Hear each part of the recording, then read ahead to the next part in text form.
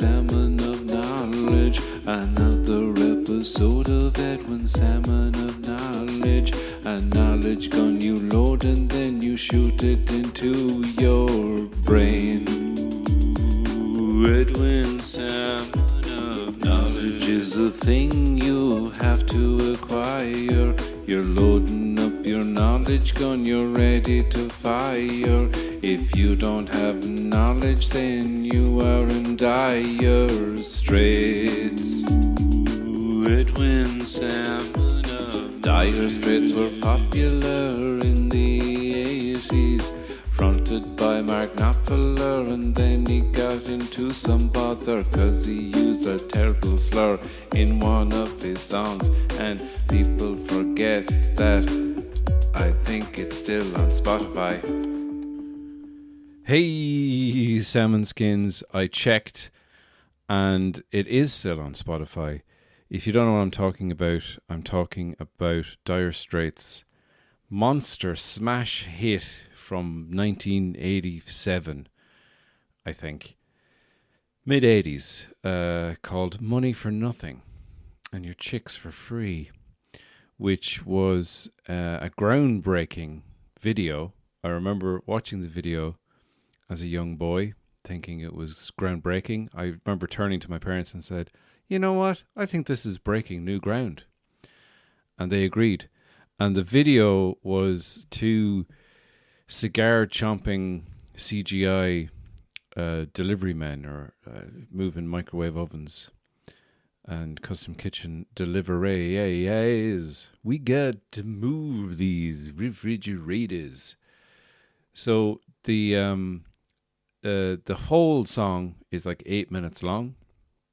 It's got like this big intro, because I checked on Spotify just as I was making up that rhyme about Dire Straits. I was like, oh right, I think that must be up on Spotify still, the unedited version, because he uses the F word, guys. And I'm not talking about fuck. I'm talking about a slur that is applied to members of the gay community. And he talks about that little F word as we're wearing makeup. That little F word is a millionaire. And it's it's like, wow. I think I obviously heard it when it was first released, but I didn't know what that word meant because I was only a boy. So I didn't realize it was a bad word. And I know he got into trouble for it. I don't know if he got into trouble at the time. I think it was just played, or maybe there was an edited version of it. But the full remastered version of it with those lyrics is on Spotify. I also didn't realize that it was Sting. It's Sting, or Gordon, as I call him. Sting, a.k.a. Gordon Sumner, is singing the I Want My MTV at the start of it. I should have realized. I think Sting should probably have gotten into trouble or possibly been semi-cancelled at this stage for being a white man from Newcastle who's a former geography teacher, changed his name from Gordon to Sting, just so he could get away with singing in a kind of a reggae-infused voice, that weird voice that he has. You say, I don't know, why don't it sending out an SOS to the world? Wow, that Newcastle twang is quite evident there. But apparently, this is according to the Storyline feature on Spotify. This podcast is not sponsored by Spotify. I know I said Spotify a bunch of times. But according to that, Sting recorded his I Want My MTV bit while saying to the members of Dire Straits, you bloody well done it, man.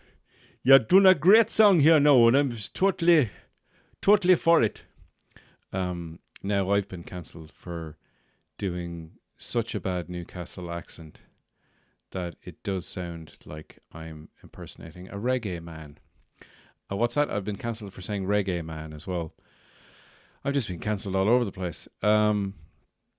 But in the storyline, which is the kind of, the behind the music feature, which tells you a little story. But apparently, Mark Knopfler was the lead singer, guitarist in Dire Straits, was in an appliance store in New York City, and he heard two appliance men. The Appliance Men, which sounds like a terrible punk band name. These two guys who were moving boxes and microwave ovens and whatnot, and there was a wall of TVs with MTV playing on it, and one guy was just giving out about all the guitarists and using very meaty language, real and meaty language is how Mark Knopfler described it. And during that exchange between those two men, he was like writing stuff down.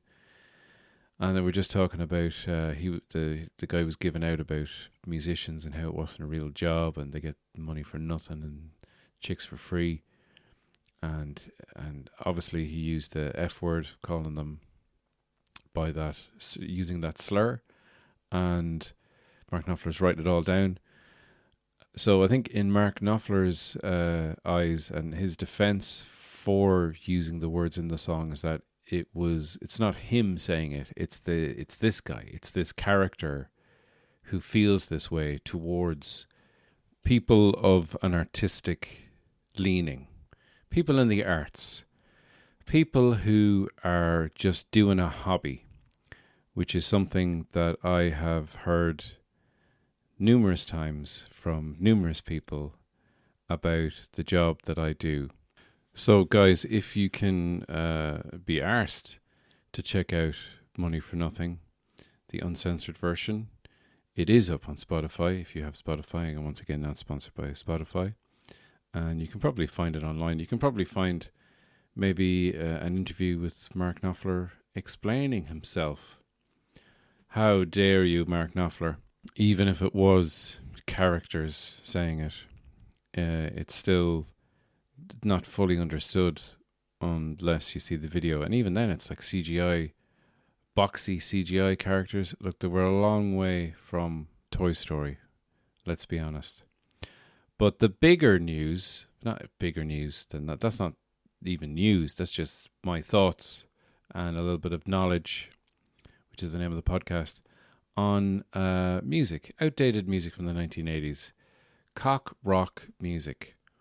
Nowadays, all types of genitals are rocking out with rock music. So it's not just a bunch of cocks. It's not a sausage fest anymore. Bunch of smelly cocks rocking out.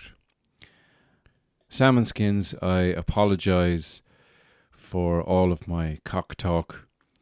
And please don't cancel me like Mark Knopfler, who has not been cancelled, who is a very, very wealthy man, I'm assuming, because Dire Straits have never had a comeback tour. Not to my knowledge, anyway. And I'm not going to look that up or check it in any way whatsoever, because I only wanted to talk about Dire Straits because I mentioned them off the top of my head while singing the intro song to this podcast that you are listening to. So let's get to what I really want to talk about, but let's have another improv rap right now. Yeah, come on, come on, come on, come on. And when you're making up songs and you're making up rhymes, be aware of the times. If it's the 80s, don't use slurs any time, day. Or if you want to be a bad boy, just don't do it. Put your mind to it. Eat a fruit, salad, chew it. Try and recognize the flavors. Try pick out the specific fruits in a fruit salad chew. You can't do it. You can't do it. You can't be do. So, guys, some interesting news from Hollywood. Well, not interesting. It's more tragic, to be honest. It just happened today, or it was in the news today. Thing trending on Twitter, as I open my Twitter, for my sins. I'm not being punished by having a Twitter account. It's something that I have chosen to do. But the actor Alec Baldwin has accidentally killed someone on a movie set, shooting a Western, and he is starring in this Western and producing it, and he discharged a weapon, a prop gun, which I guess contained a real bullet, and he has killed the director of photography of the movie and injured the director. And it's quite awful. What's even more awful is that someone took a picture of Alec Baldwin after the incident where he is like vomiting and crying and talking to someone on the phone. And like, who takes a picture of someone in that situation? It's just like, to accidentally kill someone and have that on your conscience for the rest of your life, it's fucking awful. And the name of the deceased, Halnya Hutchins, I think I'm pronouncing that right, Hallyna, Halnya Hutchins, who was only 42, a director of photography or cinematographer, as they are sometimes known in America. So, filming the movie Rust in New Mexico. Detectives are investigating. I mean, who knows what happened there, whether it was an incident similar to what happened to Brandon Lee on the Crow set, which that seems to be trending as well, because it's obviously reminding people of Brandon Lee. But Brandon Lee, while shooting the movie The Crow, was accidentally killed by a prop gun as well, and in that case it was not a real bullet. It was a fragment of a cartridge that was stuck in the barrel of the gun, and the force of the blank bullet going off pushed it out and turned it into a fatal projectile, which killed Brandon Lee. And they shut down production on that movie for a while, I think maybe a year or something, and then they went back and completed it with stunt doubles and some CGI. But I think it took a while for that to be figured out exactly what went wrong. I don't know what the story with this is, because I mean it's literally just happened. But there are some instances of this happening on movies. The Wizard of Oz is an example where Margaret Hamilton, who played the Wicked Witch, was burned quite badly when some pyrotechnics went off. I think she had like 3rd-degree burns or something. And back then, like, nobody sued the studios because the studios had such power that if you sued them, you probably would never work, not only for that studio again, but you'd probably never work in Hollywood again, because all you could do was, there was no independent productions going on. Everyone was signed to a contract as a player for a studio. But yeah, Margaret Hamilton, also the original Tin Man on that movie, had to quit because the paint that they used to cover his body, he had like a reaction to it, or it was like a kind of a poisoning thing. I think it was like obviously lead paint or something, or he had apparently respiratory problems for the rest of his life, and this information was not given to the Tin Man who came in and actually played the Tin Man in the movie. Now there is another story with the Wizard of Oz where it's a kind of a urban legend, or rather urban myth, because it is not true. What's the difference between a legend and a myth? The spelling and pronunciation. they're quite similar, but an urban legend is something that people, I think, kind of believe is true, even though it's probably not. Like Richard Gere and the Gerbil, which is a story that maybe some of you don't know, where it was alleged by someone in the kind of early 90s, I think, that Richard Gere liked to play with gerbils. Now, I'm not saying he liked them as pets. I'm saying that he used to do, or liked to do, a practice where, how can I put this? There's a whole South Park series of episodes about Lemmywinks. It's basically to do with stimulating a certain part of your body that men sometimes like to have stimulated, and he was doing that with a gerbil. Don't ask me how. Don't ask me even how that rumor got started. That's what I mean by don't ask me how. But that became something that just people believed, even though nobody could sort of confirm or deny it. It just became this thing that it's people want to believe something, especially something negative. People always want to think, oh yeah, that's probably true, freak or whatever. But on the Wizard of Oz set, there was this urban legend, urban myth, that one of the small persons who played the Munchkins hung themselves, not only on set but on camera.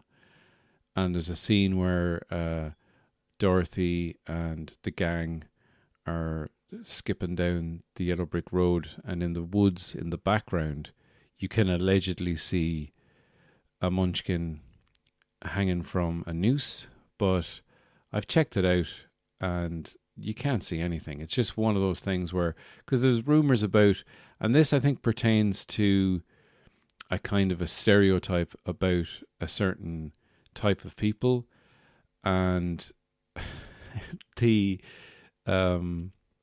Munchkin actors were all living in a hotel together, and apparently they were like sex crazed maniacs, and that they're all like that. They're all sex crazed maniacs because they're so small. It amplifies their sex drive.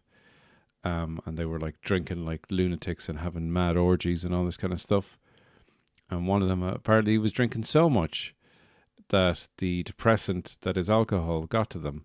And even though they're on the set of The Wizard of Oz, which must have been a magical set to be on, this one person decided, no, I'm not happy, and hung themselves. But no, it's not true. It's not true about them having drinking too much or having sex parties. I don't think they did it as much as everyone else in Hollywood probably did at the time, because if you're famous and rich and attractive, you're probably going to have the odd sex party here and there sprinkled around. Of course, there is another urban legend, urban myth to do with the movies, and the movie Three Men and a Baby, directed by Spock and Leonard Nimoy. Three Men and a Baby. There's a scene where allegedly there's the ghost of a boy standing in the background. And again, I checked it out. I actually watched the movie, which will be coming up on an episode of the Cine Stream Club at some stage. It could be an extra episode. It could be like a bonus episode that's available only to subscribers on the Headstuff Plus network. Incidentally, you can subscribe to my Patreon and get an extra podcast that comes out on Sunday, which is very similar to this podcast, and you will get early access to my new series where I will be discussing various topics and doing various episodes on those topics TBC.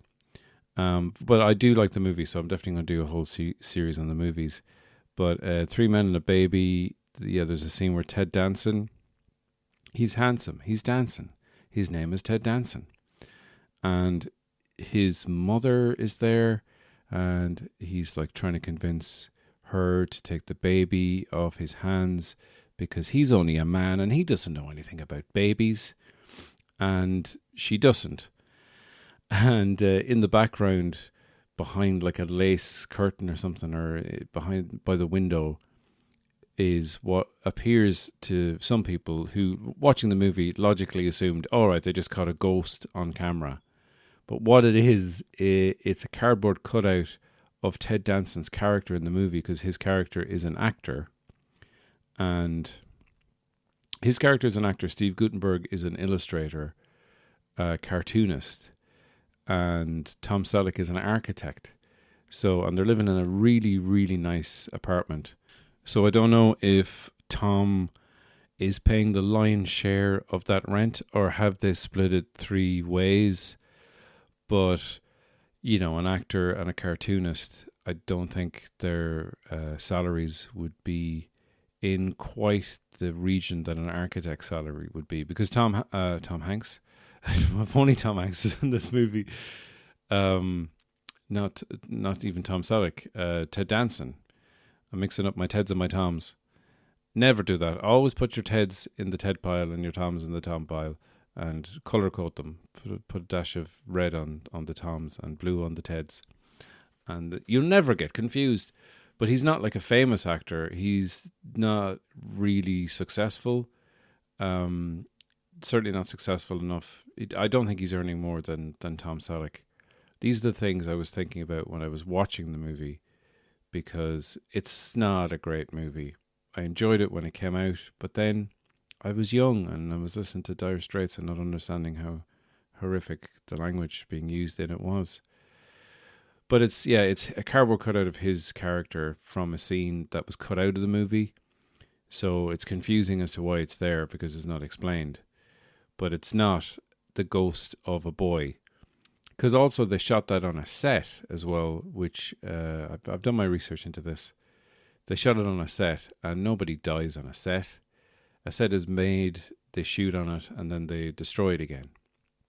No, maybe he was killed, or he died in the studio, you know, at some other time when they weren't shooting. But there was no record of that.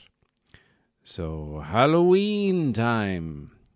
These are all this is my spooky Halloween story, which is just busting myths about movies. What I don't enjoy sometimes about these movie myths is like when they apply them to things like The Exorcist. There was a curse on the movie The Exorcist, that like lots of weird stuff happened, and the crew were saying light bulbs exploded and things were being thrown around and things were being moved that weren't, you know, all things that can be very easily explained. But they never apply that sort of theory of a curse to any other genre of movie. Like, they don't say Adam Sandler is cursed with a funny curse because he's acted in comedies. Like, hilarious things don't happen to people just because they've been in a comedy movie, but they do if you've been in a horror film. They also applied it to Superman, the curse of Superman, whereby everyone who acted in the 1979 or 78 Richard Donner, Christopher Reeve version of Superman was cursed. Obviously, Christopher Reeve fell off his horse playing polo and ended up as a paraplegic.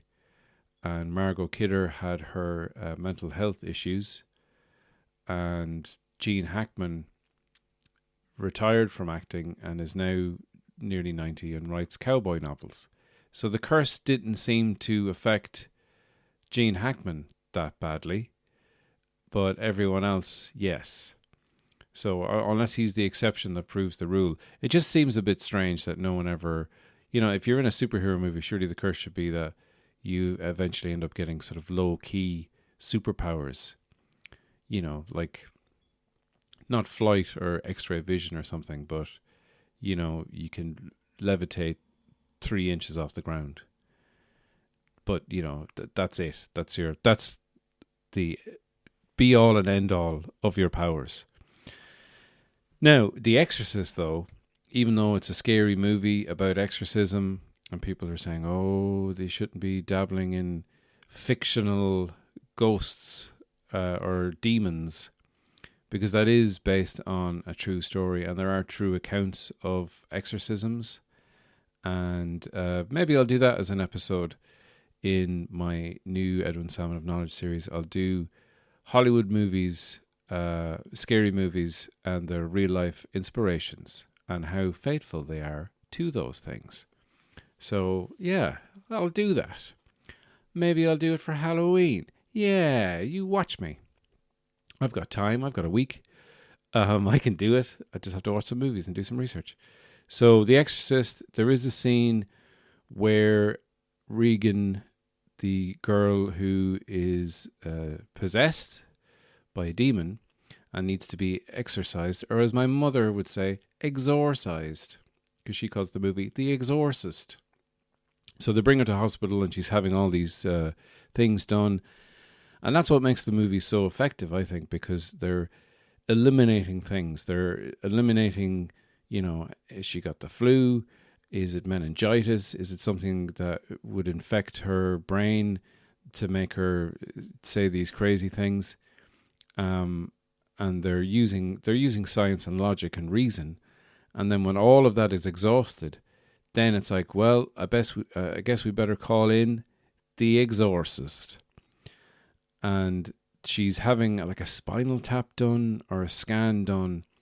And because the director wanted sort of it to be as authentic as possible, he didn't want to have an actor dress up in scrubs and play the nurse or the attendant doing the scan. So he got the real life guy who worked in the hospital to do the scan, and he's in like a couple of shots in the movie in that one scene.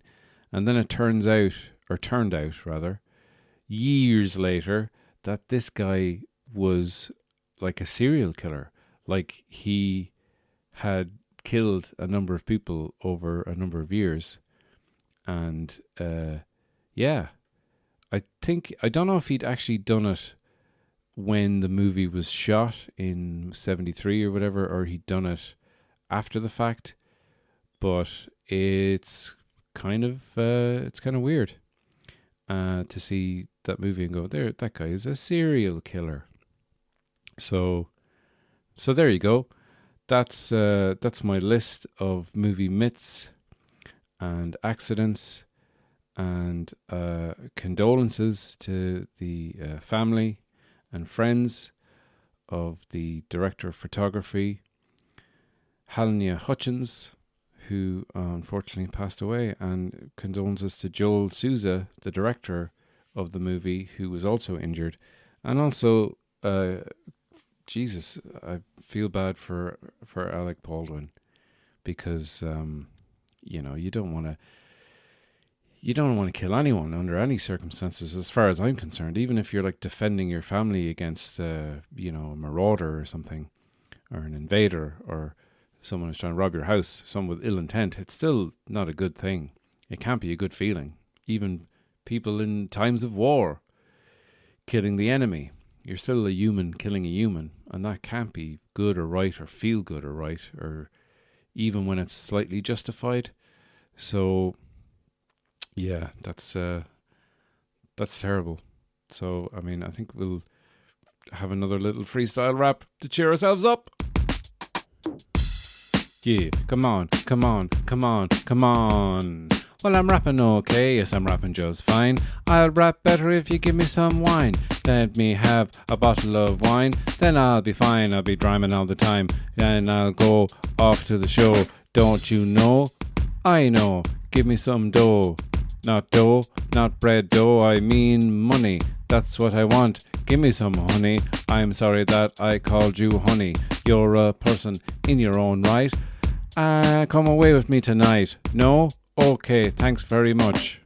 So, guys, I have been doing some activities with my son, Luke, who you've probably heard about before. You've probably heard on the podcast. He has appeared occasionally, little guest appearance from little baby Luke. and we have been going to classes together. Clap Handies, I've mentioned before. Now, Clap Handies is a very exclusive club. The first and second rules of Clap Handies are that you cannot talk about Clap Handies. The sixth rule is if it's your first time at Clap Handies, you have to clap handies.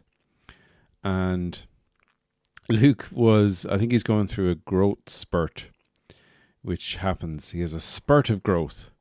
And if you put your ear to his chest, you can hear all the growth inside him going. And he fell asleep about 10 minutes before the end of Clap Handies, where the leader of Clap Handies, whose name is Cara with a K, because she's American, as in my Cara, her name is spelled Cara, which means friend in Irish, asquelga, and dear in Italiano. So I've mentioned before that she uses little hand puppet things for, talking to the kids or whatever. So she had like a fox and she had a horse the other day, but they all have her voice. She doesn't change her voice at all. And she only has them out for like 2 minutes. Like I would be 100%, well, obviously because I'm a performer and a professional bullshitter and improviser, I would just go off on a big spiel about horses and such. But she doesn't, because she only has limited time and she has to get to the wheels on the bus. And I have noticed one thing about expanding the imagination of children. It doesn't really matter if your imagination is quite limited, because the tune to the wheels on the bus has been used over and over again in various songs. They just changed the lyrics. Like we went to swimming lessons. This is what we've been doing. We've had 2 swimming lessons. And it's a bit of a nightmare getting a 5-month-old who can't dress himself into togs, getting myself into swimming togs, and getting us in the pool. And I can't swim because my surname is Salmon. So I was thinking if I ever accidentally drowned, it would make for a funny headline. Salmon fails to swim. Would not be the headline. But we went into the class, and Geraldine, who is the lady who is running the class, the swim class, she's probably in her early 60s, real salt of the earth dub, and her accent isn't as thick as that. But I made the mistake of leaving his nappy on, because there's a thing that covers over the nappy, I thought. It's like a waterproof nappy, because you don't want to be in the water and have pee or worse, poo come out. You don't want it to look like some sort of oil spill has happened around your child. But I failed in the sense that I didn't take off his nappy, and I was supposed to take off his actual nappy. So he got quite heavy. As you can imagine, the nappy filled up. But he wasn't sinking to the bottom. I was holding him all the time. Although at one point I had my hand under his head and he was floating on his back, and he was doing very well at floating. And when we were getting out of the pool, she noticed, because you hand your baby over to Geraldine and she puts him on a little soft mat, and then you climb out and then you pick your baby up. And I handed Luke to Geraldine. Maybe I shouldn't be using a real name. Well, you don't know where I'm doing this swimming lesson, so it's fine. Geraldine's not her real name. Forget I said that name. Or don't forget. It's a fake name. Fake name. So, Geraldine, when she grabbed Luke, she was like, "Oh, you left the nappy on him. That's why he's so heavy." And I was like, "Oh, yeah, shit, sorry.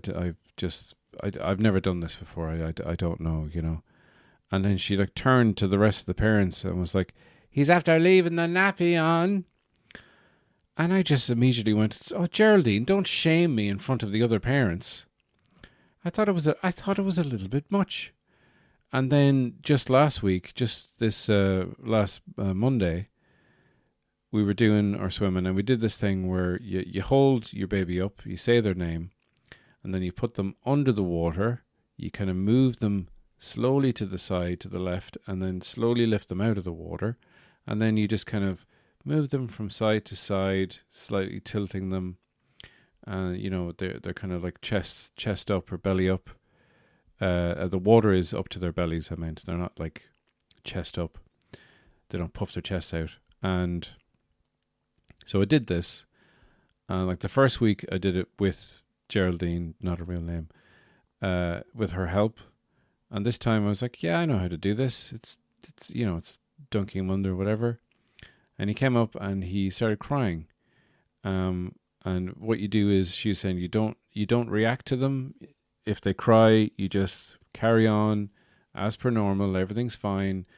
You don't, because if you say something, if you try and console them, then the kid's going to be like, oh, this is a bad thing that's happening. So you don't want to associate any negative emotions with being dunked in a swimming pool, which I think would be, I'd be kind of negative about that. And she comes over and she says, she comes over and she's like, oh, you already dunked him, because she could see like drips of water. I was like, yeah. And then she goes, you probably lifted him up too fast. And I was like, oh, okay. Like, she wasn't there. She didn't see it. She was on the other side of the pool helping the other parents. And I turned to the parent beside me and said, she thinks I might have pulled him out of the water too fast. I was like, no, I didn't. I was very gentle. Fuck you, Geraldine. Not a real name. So I was a little bit put out by that, if I'm honest. And I try to be honest here on this podcast, guys. I really do. I really do try to be as honest as I possibly can. So, yeah, it's been a lot of fun with the baby stuff. And Cara was saying we need to start telling stories to Luke, because he's beginning to sit up, and keep him stimulated, keep him interested. So our nickname for him is Luke Batoot. Cute little Luke Batoot with sweet little booty. That's a little song that we sing to him, and maybe that last line is a bit inappropriate for a baby, but he's our son, and he doesn't know what we're singing about. But it got me to thinking about Luke Batoot, or as his granddad Tom calls him, Luke the Toot, which sounds like a jazz trumpeter's nickname. This guy's great at tooting on the horn. Luke the Toot. Listen to him. I think we might have called him Luke Batoot because he did fart a lot. Not as much now, but when he was like 2 months old, he did a lot of farting. So I made up a story about a boy called Luke the Toot, who lived in a cave because he had such powerful wind that he would just knock over houses and knock over trees, and he was banned and shunned by his village, so he had to live alone in a cave. And Cara was like kind of getting like, oh, I was like, it's just a story. And anyway, wait, it's got a happy ending. And I was just kind of using the structure of children's stories where someone is shunned for being different, for having something that is not deemed normal or useful, and then their special ability or their difference is very useful, and they're accepted and championed by society. So the story was of a town where there was no wind for some reason. Look, it's a children's story. It doesn't have to make sense. And the windmill at the edge of town up on the hill didn't turn, and it didn't grind the grain to make the flour that the townspeople would use to bake their bread. So they're all very hungry, and they all ate dirt and sand and roots of things and the occasional carrot. And they were just very, very sad people because they loved their bread. I mean, who doesn't love bread? I love a nice fresh loaf of bread, especially the local bread in Burr, Stapleton's bread. Although my dad was telling me about this other bread that's really, really good. I think he was encouraging me to bring some of this bread back with me to Dublin, but I didn't have room in my bag. I must ask him again what that bread is, and we'll do a bread review here on the podcast. I'll eat it live on the podcast in ASMR that turns a lot of people off. And I can well imagine, I wouldn't like to hear someone smacking their mouth eating bread. Anyway, so the villagers heard about Luke the Toot, and they followed the trail of destruction. Houses blown down and trees blown down. And they eventually got to a cave, because he'd be living in a cave because it would be like a solid rock formation, which would be very hard to blow down with his arse wind. So they got in there and he's all by himself. And they're like, "Are you Luke Patoot? We need you to... You need me?" said Luke. Because a lot of repetition in these stories. So every time he'd say, "You need me," I'd be like, "Yeah, you deaf? Come on, you stupid boy." And things like that, just to keep it a bit edgy. No, I didn't say that. So he went back to the village and he dropped his trousers and blew with all his might. And the windmills creaked into life and started grinding grain to make bread. And Luke was a hero. And then they asked him to stay and live in the windmill. And then every morning he'd toot his patoot and to be able to make bread. And he would get some of the bread. It just benefits everyone. And he'd have to obviously sleep with his pants down and his bum pressed up against the bottom of the chimney, the fireplace, so that when he did patoot, it would just go straight out up into the sky. It wouldn't knock down the walls of the windmill. I was trying to think of the logistical nightmares of having such a powerful flatulent bottom that you would have to, live in a cave in order to protect yourself and others from your low-key superpower. There's a low-key superpower. There, callback. It's all coming together. So that was my story for Luke, which he cried through most of. So thanks for that, Luke. But hey, I might do a series of these. There's a fisherman who's there's no wind and he needs to sail out to the deeper waters where the big schools of fish are. Who's going to help him? I guess it's going to be Luke Patoot. And so on. But anyway, guys, that is the end of this episode. Thank you so much for listening. If you want to become a patron, you can get an extra bonus episode every Sunday, which is more of me talking. You can get also my book, about 40,000 words of it, which are up online on the Patreon. There is a video pod that's up there as well, which are exclusive to the Patreon for now. Well, I'll probably put some video pods up eventually that won't be exclusive, but some of them are exclusive to the Patreon.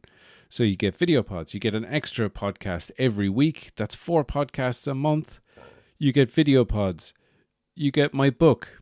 You get all sorts, and only for the price of a pint. You've always wanted to buy me a pint, haven't you? Well, now's your chance. Also, if you could give me a review, that would be wonderful. 5 stars would be even better. Please don't give me a 1-star review. If you're going to give me a 1-star review, then you're probably not a very nice person. Just don't listen to the podcast anymore and don't recommend it to anyone. If you do like the podcast, recommend it to someone. If you can follow me on Spotify, that would help me out as well. But whatever you choose to do, I don't mind, because you're just living your life and living your truth, and that's cool with me. So, guys, thank you very much for listening. I will talk to you soon. Take care of yourselves. Be kind. Be safe. Be nice. Be light on your feet. Be whoever you want to be. Be the person you were meant to be. Talk to you soon. Bye.